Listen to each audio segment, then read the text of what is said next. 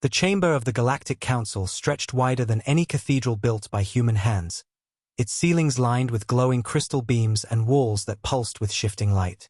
Hundreds of alien leaders filled the tiers, their voices hushed but their eyes fixed on the figure at the center. A single human stood on the platform, his hands bound, his expression calm though his fate was already written. He had come as an envoy, carrying Earth's message of peace, but the Council had no interest in peace. Their minds were made long before his arrival.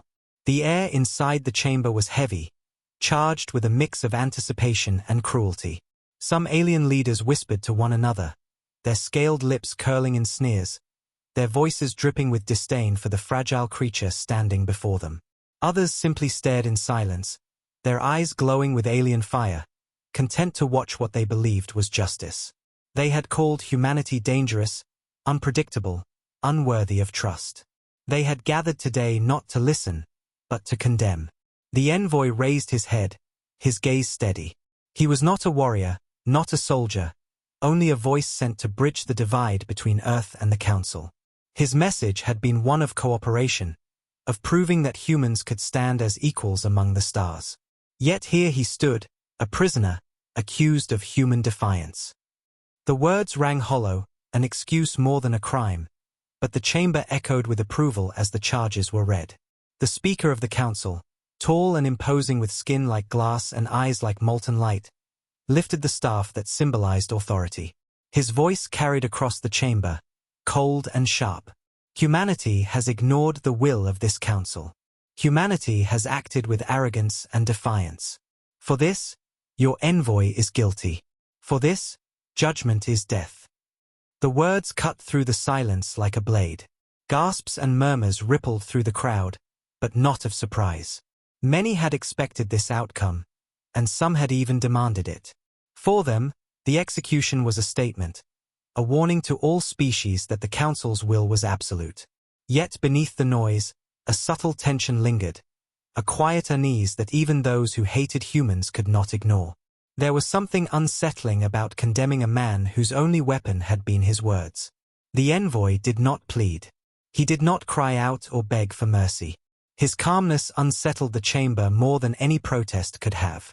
He looked around at the sea of alien faces, and though his mouth did not move, his eyes seemed to speak. You think this will end us? You think this will silence us? You are wrong. The executioner, a towering figure clad in armor, stepped forward. The weapon in his hand glowed with searing energy, humming with deadly purpose. The chamber grew quiet, the sound of breathing swallowed by the weight of the moment. Billions across the galaxy watched through live transmissions, citizens glued to their screens, witnessing history unfold. Many cheered, others watched in silence, and a few felt an unease they could not explain. The envoy straightened his shoulders as the weapon was raised. He did not flinch, did not look away. If this was his fate, he would meet it with dignity. The executioner pressed the weapon forward, and in a flash of light, it was done. The human envoy collapsed, his body lifeless on the cold platform. The sound of the weapon faded, leaving only silence in its wake. The council chamber did not erupt in celebration. There was applause from a handful of voices, a few cheers from the most hateful, but the silence swallowed it quickly. Even those who had demanded his death could feel it, the unease that came after. The silence was not peace. It was dread.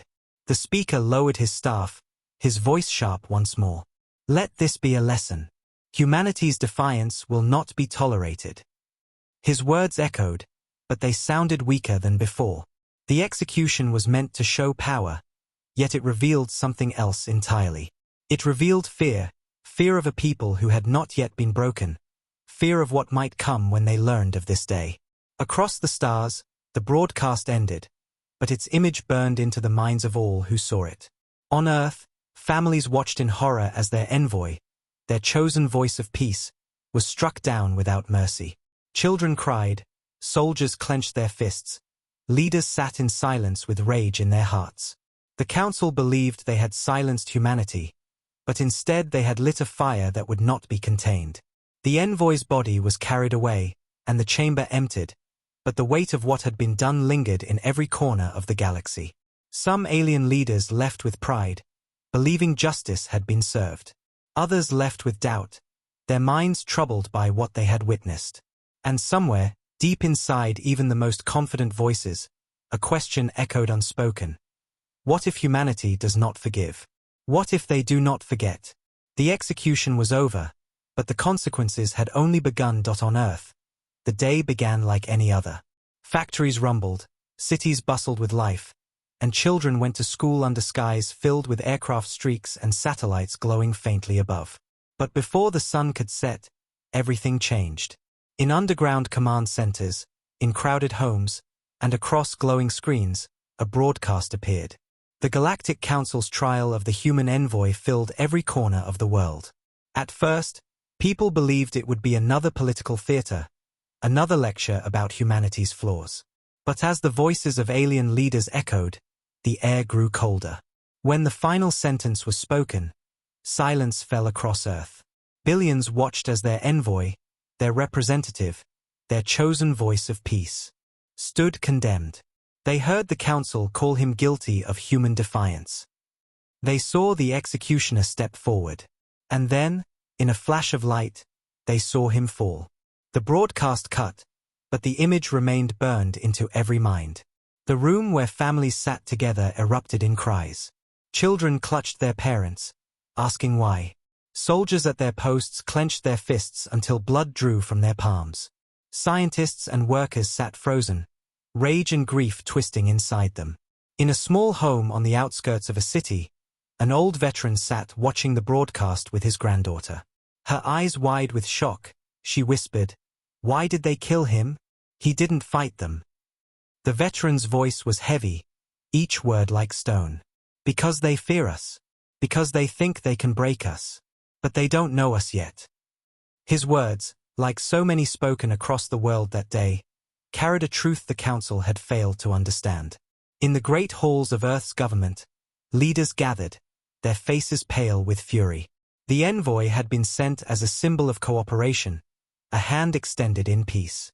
To strike him down was not only murder, it was war declared in silence. Generals slammed their fists against steel tables, demanding answers. What message is this if not defiance against us? What choice do they leave us now? The president, her voice steady though her eyes burned, answered with cold certainty. No choice. They wanted to break our spirit. Instead, they have united it. From orbiting stations, messages spread across every network. The envoy's death was replayed again and again, each replay fueling the fire. In the mines, workers dug harder, their sweat carrying fury. In the factories, engineers pushed machines beyond their limits, sparks flying like fire in their eyes. In classrooms, teachers tried to calm students who now whispered of vengeance more than lessons. The people of Earth no longer spoke of survival. They spoke of justice. They spoke of retribution. But it was not only Earth that felt the shock. On colonies across the solar system, from the domes of Mars to the icy tunnels of Europa, humans gathered before their screens and saw the same thing. Their envoy, cut down in cold blood. Silence hung in those faraway places, then resolve. On Mars, a commander addressed his troops with fire in his voice. They killed him thinking we would kneel. Instead, we rise. The soldiers roared back, their voices echoing through steel corridors. In hidden bunkers beneath mountains, a room filled with the brightest minds of Earth sat in silence. They had been working in secret for years, building machines, weapons, and ships that no one outside their circle even imagined. The envoy's death reached them too, and their silence ended. One of them, a scientist with tired eyes and grease-stained hands, whispered, "It's time." Generals nodded. The word began to spread like thunder, Annihilation Protocol. This was not just a plan. It was humanity's darkest preparation, a set of strategies locked away for the moment when the galaxy betrayed them. Not many knew its details, but all knew its meaning. If humanity was ever pushed to the edge, if peace was torn away, then Earth would not die quietly. It would strike with everything it had. That night, across the world, candles and fires were lit in memory of the envoy. Streets filled with people standing shoulder to shoulder, their faces lit by flames, their silence louder than any shout. They mourned not just a man but the dream he carried. Yet beneath that mourning was something far stronger. The people who had once feared exile now whispered of war. The council thought they had silenced one voice, but in truth, they had awakened billions. In the skies, Earth's defense fleet stirred. Old ships that had drifted quietly in orbit powered their engines again. Submarines hidden in the depths of oceans surfaced, their hulls gleaming under the moonlight. Factories switched to war production, their smokestacks filling the air as machines forged weapons faster than ever before. The Envoy's death had not broken Earth. It had forged it into steel. Children fell asleep whispering promises that one day the stars would know their names. Workers ended their shifts with quiet determination, saying the same words to one another, "They killed him. They will pay." And in the underground chambers of Earth's leaders, maps of the galaxy glowed red. The first targets were marked, the first strikes planned. Humanity's wrath had begun to take shape. The Council thought the execution was the end. But to Earth, it was only the beginning. The chamber beneath the mountains was silent except for the hum of machines and the faint flicker of holograms that lit the stone walls. This was not a place known to the public, not even whispered about in stories. Only a handful of leaders, generals, and scientists had ever seen it. The broadcast of the Envoy's execution still glowed across the central screen, his final moment frozen in time, his body falling in the glare of alien light. Every person in the room stared at it, their expressions hard, their hearts burning. The Council had not just killed a man. They had declared war without saying the words. Around the steel table, generals in dark uniforms shifted uneasily. They were men and women who had fought wars on Earth, wars among humans, but this was different. This was not nation against nation, not neighbor against neighbor. This was Earth against the galaxy. The President of Earth stood at the head of the table, her hands clasped behind her back, her eyes fixed on the frozen image of the Envoy. She had been the one to send him, believing that peace might still be possible. Now her voice carried the weight of betrayal. They wanted to humiliate us. They wanted to show the stars that humanity is weak. But they have shown something else instead. They have shown that they fear us. And fear will never chain us. A general with scars across his jaw leaned forward, his voice deep and unshaken. "We have kept the plans buried long enough. They knew we might one day prepare. But they never imagined how far we would go. The protocol was made for this moment." His words sent a ripple through the room. No one needed to ask what he meant. Every person there knew. Annihilation Protocol. It had been designed decades earlier, not out of paranoia, but out of foresight. Humanity had always been the outlier in the galaxy, a world of fighters and survivors among species who lived in comfort. The protocol had been written as a last resort, a shadow plan for the day when the galaxy turned its back on Earth. It was never meant to be used lightly. To activate it meant total commitment. It meant humanity would no longer fight only to defend, but to strike, to destroy, to survive at all costs. The room fell quiet as the words hung in the air. Some shifted uncomfortably, knowing what the protocol would unleash. Entire fleets would be deployed, weapons that had never been revealed would be armed, and humanity's greatest secrets would come into the light.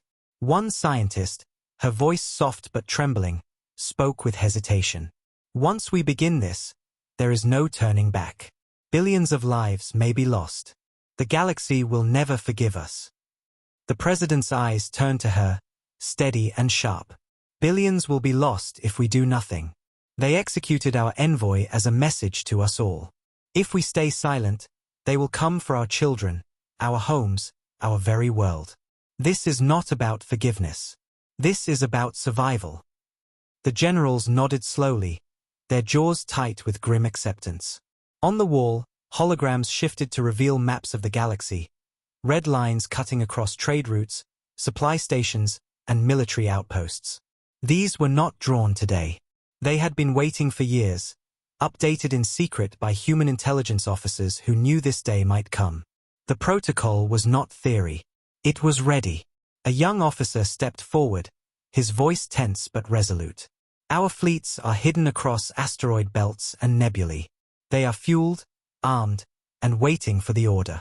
Once the command is given, they will strike at designated points within hours. Alien networks will fall silent. Convoys will burn. They will learn that exile is not the end of Earth. It is the beginning of their nightmare. His words carried no pride, only the certainty of someone who knew the storm was coming. The president looked around the room, her gaze passing over every face. "Each of you knows the cost," she said quietly. "Once we activate the protocol, humanity can never step back. We will no longer be part of their council, no longer bound by their laws. We will stand alone." "Then we stand alone," the scarred general answered firmly. "Better to stand alone than to kneel before them." The vote was not taken in secret ballots or quiet whispers. It was spoken aloud, one voice after another, until the chamber was filled with the same word: yes. The protocol would be activated. On command stations orbiting the Earth, alarms began to sound softly. On hidden moons, buried facilities opened for the first time, releasing towering machines of war. In asteroid shipyards, lights flickered on as colossal ships powered their cores, their hulls glowing faintly in the darkness. Pilots who had been training in silence were summoned to their vessels. Soldiers marched into carriers, their boots echoing like thunder. The Annihilation protocol had been given life. Across Earth itself, the news spread quietly but quickly. People who had mourned only yesterday now lifted their heads with renewed fire. They knew what was coming. They knew their leaders had chosen not to wait for mercy. Mothers whispered to their children that humanity would not fall. Fathers sharpened their resolve as they worked through the night. Farmers, builders, miners, engineers, all spoke the same words. They killed our envoy. Now we rise. Back in the chamber, the president turned to the frozen image of the envoy one last time. Her voice softened, almost breaking. "You carried our hope." They answered with blood. "We will carry your memory into the stars, and they will learn that killing one human does not end us. It only awakens us." The image faded from the screen, replaced by the glowing red lines of targets across the galaxy. The order was transmitted, encrypted and unstoppable. The protocol was no longer a plan in the shadows. It was a storm on the horizon. And as fleets stirred in the black void, as soldiers prepared in silence, the galaxy remained unaware of what had been unleashed.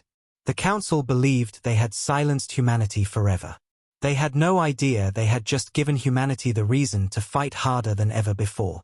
The hidden command had spoken. The war had begun.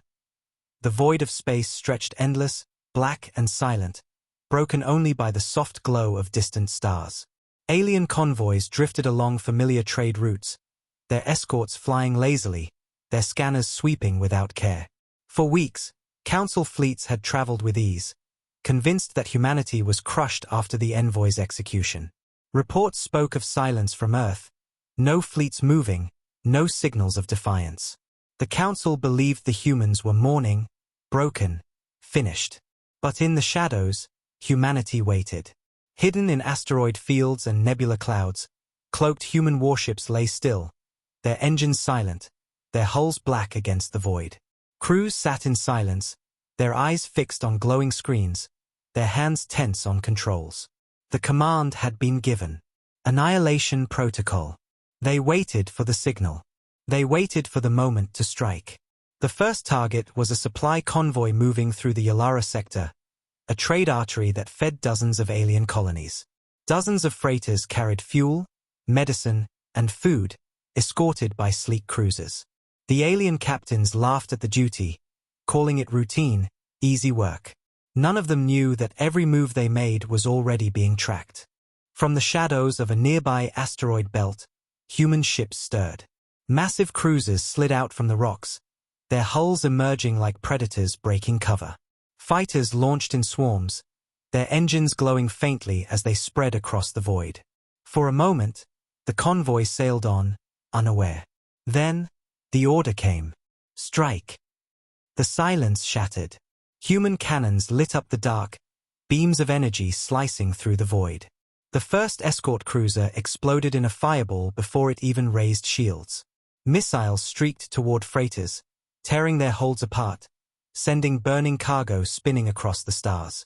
Fighters swarmed, weaving between alien defenses, striking engines and tearing through weapon systems. Within minutes, the convoy was chaos. Alien captains shouted orders, but panic spread faster than commands. Their scanners had not even detected the humans before the attack began. Now, ships were vanishing in bursts of fire, their screams lost in the static of disrupted comms. One freighter turned to flee, its engines blazing at full power, but 3 human fighters swept behind it, firing in perfect unison. The freighter's hull cracked, spilling flames and debris into the void. The survivors tried to send messages back to the Council, but their signals were jammed. The humans had come prepared. Every attempt to call for help was met with silence. In the Council chambers, no warning came, only the sudden realization hours later when the convoy failed to arrive. The battle lasted less than 15 minutes. When it ended, the trade route was littered with wreckage, the bodies of freighters and escorts drifting like ghosts among the stars. Human ships vanished back into the shadows, engines going silent, weapons cooling. To any latecomer, it looked like the convoy had been swallowed by the void itself. But that was only the beginning. Across the galaxy, similar strikes unfolded. Communication satellites burned, their shards raining into orbit. Fuel depots exploded in sudden storms of fire, visible from the surfaces of nearby worlds. Outposts reported strange signals before their feeds went dead forever. Alien fleets scrambled to respond, but each time they arrived, the humans were already gone. They were ghosts in the dark. In one sector, a council admiral ordered his fleet to chase what he thought was a small human squadron. But when his fleet entered a nebula cloud, the trap closed. Dozens of human cruisers uncloaked around them, their weapons already locked. The alien fleet fought bravely, but every move they made had already been anticipated. Hours later, nothing remained but wreckage, while the humans slipped back into the black void. Fear spread through the stars faster than light. Civilians whispered of ships that appeared out of nowhere, ships that struck and vanished before anyone could respond. Traders refused to take routes once considered safe. Colonies reported shortages as supplies never arrived. And in the council itself, panic began to spread. The execution of one envoy was meant to silence humanity. Instead, it had unleashed shadows across the galaxy. Back on Earth, reports of the strikes reached the underground command chambers. Generals read them without celebration. This was not victory. This was only the first step. The president listened silently, her face calm but her eyes burning with steel. "Let them see," she said softly. "Let them see what exile awakens." In the fleet, soldiers and pilots spoke in whispers.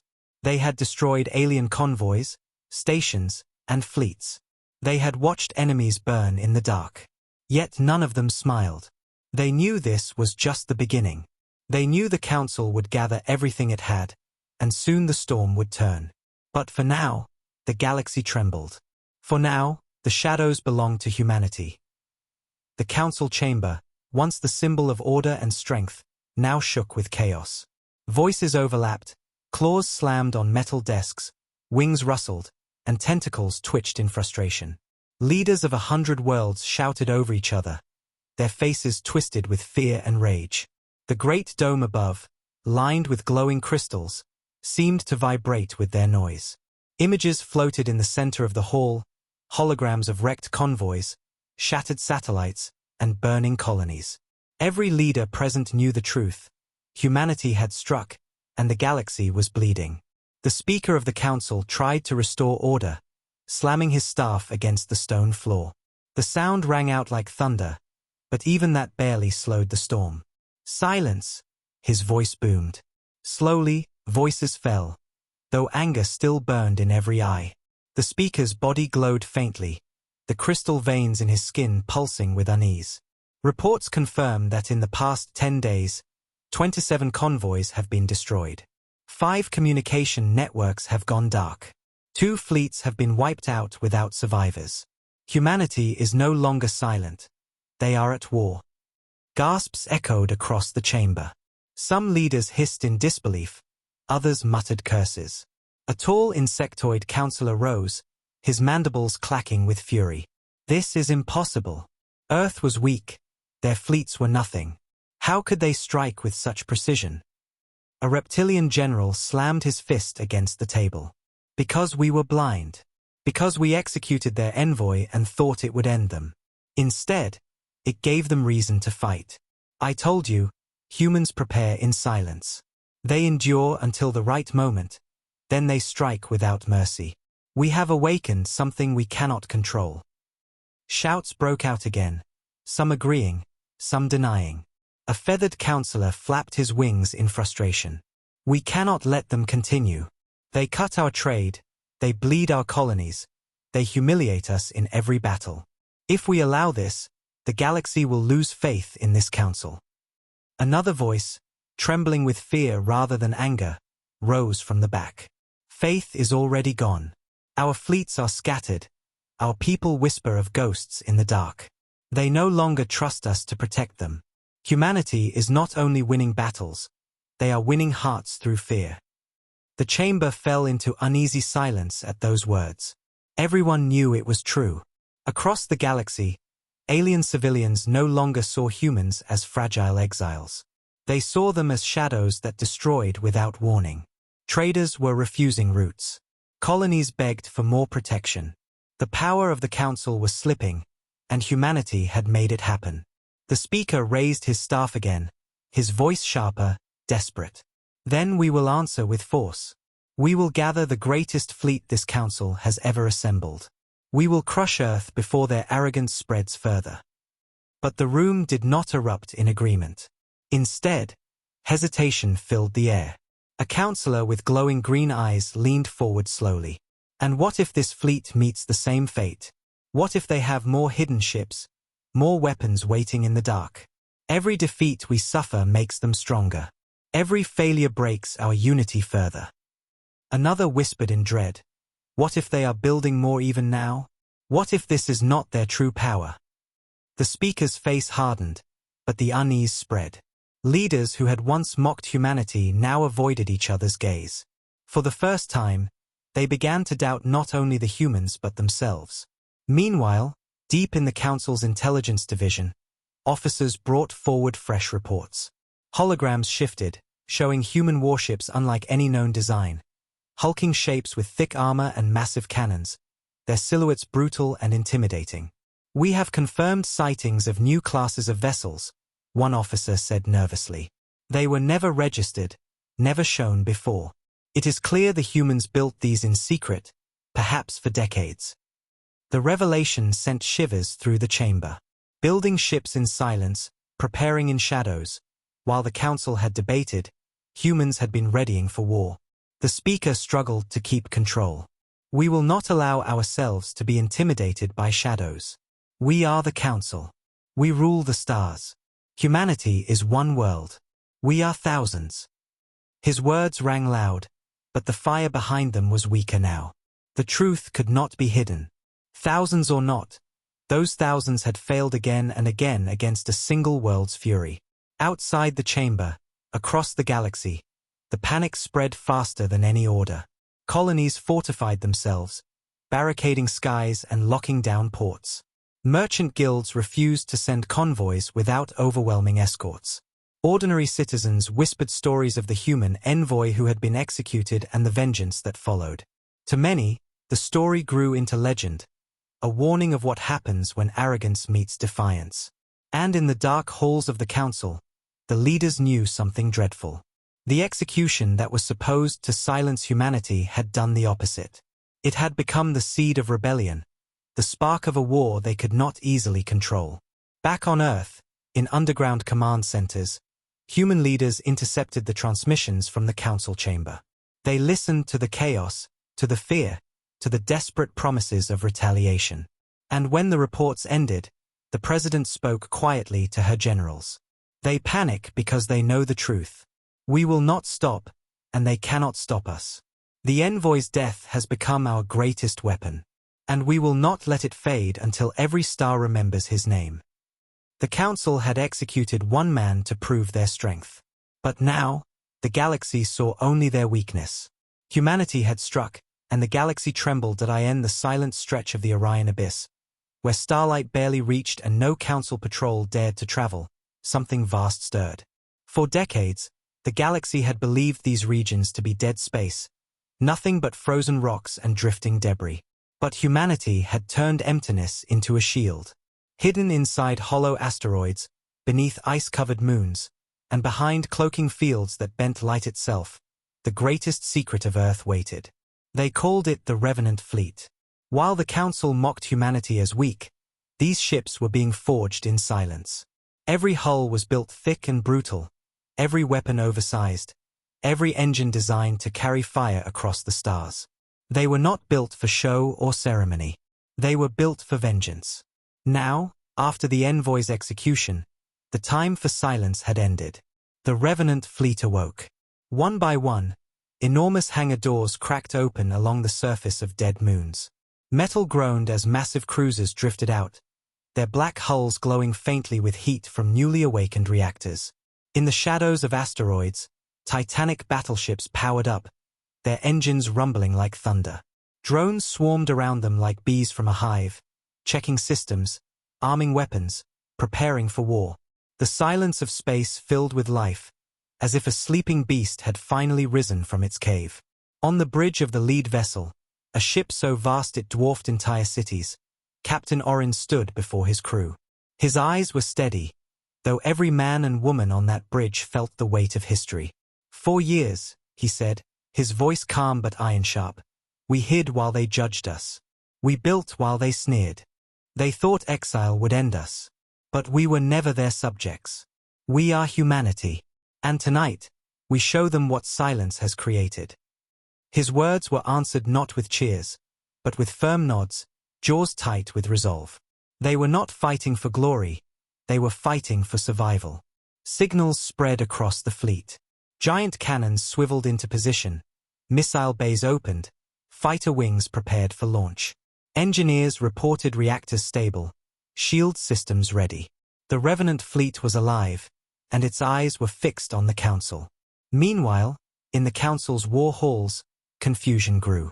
Scouts reported strange energy readings at the edge of the Orion abyss, signals too large to be mere patrol ships. At first, leaders dismissed them as errors, static from a starstorm. But then came fragments of transmissions, panicked voices from distant outposts. Shadows, ships, too many, before silence swallowed them. By the time investigators were sent, nothing remained but wreckage and the faint hum of power still echoing in the void. The truth arrived like a hammer when images finally reached the Council chamber. Holograms flickered to life, showing vessels of impossible size and terrifying design. The Revenant Fleet. Alien leaders stared, their mouths dry, their hearts racing. These were not the small defense ships Earth had once shown the galaxy. These were monsters, each carrying enough firepower to tear through entire squadrons alone. Panic erupted at once. Impossible, one shouted. They could never have built this in secret. Another screamed, our spies saw nothing, our sensors read nothing, how could this be? A reptilian general answered grimly, because they wanted us blind. And we let them blind us. Back in the fleet, soldiers and pilots strapped themselves into their stations. Fighters slid from hangars in waves, their wings glinting against faint starlight. Drones clustered around the larger ships, ready to swarm at command. The humans had built not only warships but an entire war machine, each part working in perfect unity. The first test of the Revenant Fleet came swiftly. A Council task force of 40 ships entered the abyss, ordered to investigate the strange disappearances. They moved cautiously, weapons armed, sensors wide. For long minutes, they detected nothing but rocks and silence. Then, the void itself seemed to open. Human warships decloaked in every direction, their black hulls blotting out the stars. Before the Council fleet could react, a storm of fire erupted. Energy beams sliced through shields as if they were paper. Missiles streaked in perfect formations, overwhelming defenses. Fighters swarmed escorts, ripping them apart in coordinated strikes. The alien fleet fought back desperately, their commanders shouting orders, but it was useless. The humans had them surrounded, every move predicted, every weakness exploited. Within half an hour, the task force was gone. The void was silent again, filled only with drifting wreckage. The Revenant fleet did not stay to celebrate. They vanished back into the shadows, their engines cooling, leaving behind only fear. Across the galaxy, news spread fast. Colonies whispered of giant human warships, of fleets that struck like ghosts. Traders swore they had seen black ships gliding through the dark, their weapons glowing like the eyes of demons. The Council tried to control the panic, but the stories grew faster than their lies. Humanity was no longer just fighting back. Humanity now had power that rivaled the Council itself. On Earth, the President received the first full report of the Revenant fleet's success. She stood silently for a long time, her hands folded. At last, she spoke, her words heavy with both sorrow and resolve. They killed our envoy to show their strength. Now we show them ours. And may the stars remember that humanity does not forget. The Revenant fleet had risen, and with it, the balance of the galaxy began to shift. The Council could no longer claim control. Every species, every world, every leader now faced the same question. Would they stand with the Council, or would they fear the wrath of Earth? The shadows of exile had birthed monsters of steel, and now those monsters moved across the stars. The galaxy had thought humanity weak. The Revenant fleet proved them wrong. The war that had once seemed certain in the Council's favor was shifting. What began as scattered strikes in the shadows had grown into full-scale battles where humanity no longer hid. The Revenant fleet, once a whisper, now moved across the stars openly, its colossal warships cutting through enemy lines with brutal precision. For the first time in galactic history, fleets of the Council began to retreat, their commanders abandoning positions rather than face the fury of Earth. At the edges of the Zaora sector, a massive clash erupted.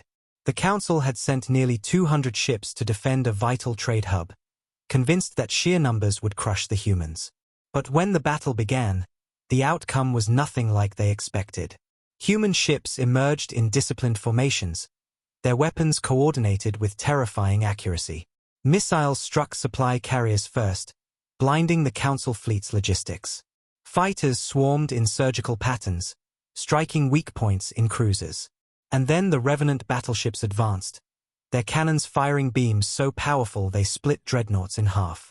The Council forces fought desperately, but for every human ship destroyed, 3 alien ships burned. The hub that was meant to be defended fell silent, its defenses overwhelmed in hours. When the smoke cleared, humanity did not vanish into the shadows this time. They remained, occupying the sector, raising the human banner over stations once loyal to the Council. For the first time, the galaxy saw that Earth was not only fighting back, it was conquering. News of the victory spread like fire. Across the galaxy, species who once mocked humanity now whispered in fear. Traders told stories of black warships blotting out the stars. Refugees fled from border worlds, terrified of human vengeance. And within the Council chamber, panic boiled into cracks of division. Some leaders shouted for peace, desperate to end the bloodshed before their worlds became the next target. "We must negotiate before it is too late," cried a counselor with golden skin, his voice trembling. "If we continue this war, humanity will destroy us all." But others, their pride wounded, demanded total resistance. "We cannot bow to a single world. If we give them an inch, they will take the galaxy," their voices thundered. The speaker slammed his staff again, but his authority carried less weight with each passing day. The Council was no longer united. Species that had once stood side by side now accused one another of weakness, betrayal, or cowardice.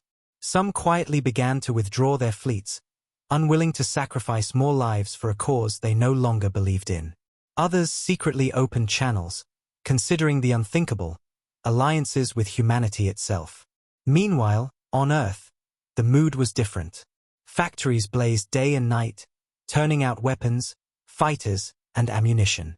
Families that had once mourned now spoke with determination, their grief forged into steel resolve. Soldiers marched with fire in their eyes, proud to be part of the war that would decide humanity's place in the stars. The Envoy's execution was remembered not with despair, but with rage that fueled every strike. In the underground command halls, generals studied maps of the galaxy lit in red. Entire sectors were marked as vulnerable, supply lines stretched thin, colonies left undefended. Reports came of alien civilians questioning their leaders, asking why their children should die in a war started by arrogance. The president listened, her expression calm, her words sharp. The tide has turned. Now we push harder. They will learn that humanity does not forgive. Out in the void, more battles proved the same truth. In the Vestra Belt, a council fleet of 100 ships vanished against only 40 human vessels. In the Kalari expanse, communication relays were destroyed, cutting off 3 whole sectors from the council. Each time, the humans struck, and each time, the council fell further into disarray. For the first time, alien commanders began to hesitate. They had once entered battle certain of victory. Now they entered trembling, unsure if their ships would survive. Rumors spread among the ranks, rumors of human weapons that bent gravity, of ships that cloaked like shadows, of a protocol called Annihilation that promised no mercy. Soldiers whispered these stories in fear, their morale breaking before the first shot was fired. The turning tide was not just on battlefields. It was in the hearts of billions across the stars. Civilians once loyal to the council began to question its strength. Merchants refused to travel under its flag. Colonies that had once cheered the Envoy's execution now lit candles in silence, wondering if they had made a mistake. The galaxy itself was shifting, pulled by the gravity of humanity's rise. In the council chamber, the speaker made one final desperate attempt to rally unity. We are thousands of worlds. They are one. We cannot allow this tide to continue, he cried. But the chamber was no longer his to command. Whispers of rebellion spread among the leaders. Some were already preparing to break away, to save themselves from the storm. Back on Earth, the reports of division reached human leaders. The generals exchanged grim smiles. They are fracturing, one said. Their strength was unity. Without it, they are nothing. The president nodded, her voice steady. Good. Let them tear each other apart. But we will not stop. The Envoy's blood cries for justice, and we will see it answered. The galaxy had once voted to exile Earth. Now, the galaxy trembled as Earth rose stronger than ever. The Council's arrogance had sown the seeds of its downfall. Humanity had become the storm, and the tide of war now carried their banner across the stars. The council chamber stood in ruins of its own dignity. Once, it had been a hall of order, its walls glowing with light, its leaders proud and united. Now it was filled with fear and whispers. Battles had been lost one after another. Colonies cried out for help, but fleets were gone, scattered or destroyed. Trade routes lay in ashes, convoys burned in the dark. The council had once mocked humanity. Now, they trembled at the mention of Earth. Leaders filled the hall with their endless arguments. Some screamed for surrender, others for more war. One demanded peace talks, another shouted for revenge. The speaker slammed his staff on the floor again and again, but the sound no longer carried weight. The chamber that had condemned a human envoy to death now felt like a prison filled with frightened voices. Suddenly, the great doors opened. Guards froze, their weapons lowering as a single figure stepped inside. A hush fell like a storm had ended mid-sky. It was a human. The envoy's replacement, though in truth, he was something far more. Clad in a simple black uniform, no armor, no weapons visible, he walked with calm, steady steps. Every counselor turned to stare, some with hatred, most with fear. He did not bow. He did not wait for permission. He walked straight to the center of the chamber, where his predecessor had once stood before being executed. The silence was heavy, every breath tight. The humans had sent another representative into the lion's den, but this one did not come pleading for peace. His very presence was a warning. When he finally spoke, his voice was calm, almost quiet, but it carried through the hall as if every wall had bent forward to listen. You killed our envoy. You thought it would end us. Instead, You gave us reason to rise. You gave us reason to unite. And now, you have seen the result. Images flickered above him, projected from his wrist device. Battleships of the Revenant fleet, alien fleets burning, colonies falling silent. Every counselor saw the destruction with their own eyes, the evidence undeniable. Murmurs filled the chamber, fear thick in the air. The speaker tried to stand tall. You come here to threaten us? He demanded. You dare walk into this hall after declaring war on the galaxy? The human's eyes turned toward him, steady as stone. No, he said. I do not threaten. I remind. It was here, in this very chamber, that you executed a man who carried only words of peace. You showed no mercy. Do not expect any from us. His words cut deeper than any blade. A counselor with golden feathers rose, her voice trembling. What do you want from us? If not peace, then what? The human's answer was sharper than steel. Respect, recognition, and your silence. From this day forward, humanity answers to no counsel. We are not your servants. We are not your pawns. You may fight us, but you will lose. Or you may accept that humanity now walks its own path. The chamber erupted in whispers. Some shouted in outrage, others sat in silence, their faces pale. The speaker struck his staff once more. If you continue, we will bring the full force of the galaxy against you, he roared. The human envoy stepped closer, his voice colder now. Then you will see the true meaning of the Annihilation Protocol. What you have witnessed so far, burned fleets, shattered convoys, that was only the beginning. Push us further, and there will be no fleets left, no colonies safe, no stars untouched. Strike us again, and we will turn your skies to fire. The threat hung in the air like a storm waiting to break. No one dared speak. Even those who hated humans could feel the truth in his words. Humanity had already proved their strength. To test them again would be suicide. Finally, the envoy lowered his tone, though it carried the same iron weight. This is our final warning. You ended diplomacy when you executed our envoy. We will not beg, and we will not bow. From this moment, humanity stands alone, and stronger than ever. With that, he turned and walked away. The guards stepped aside without orders, their hands trembling as he passed. The doors closed behind him, and the silence that followed was deeper than any before.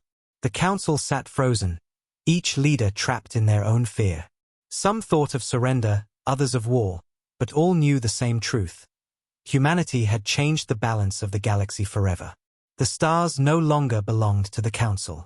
They belonged to anyone willing to fight for them. And no one fought harder than Earth. Back on Earth, as the envoy returned home, the people gathered in streets, in factories, in bases, watching the speech replay across every screen. His words echoed in every heart. We will not bow. Children repeated them in schools, workers whispered them in the dark of mines, soldiers carved them into their weapons. The envoy's death had begun this war, but his memory had become their greatest weapon. The final warning had been spoken. The galaxy would never forget it. Humanity was no longer exiled. Humanity was unleashed.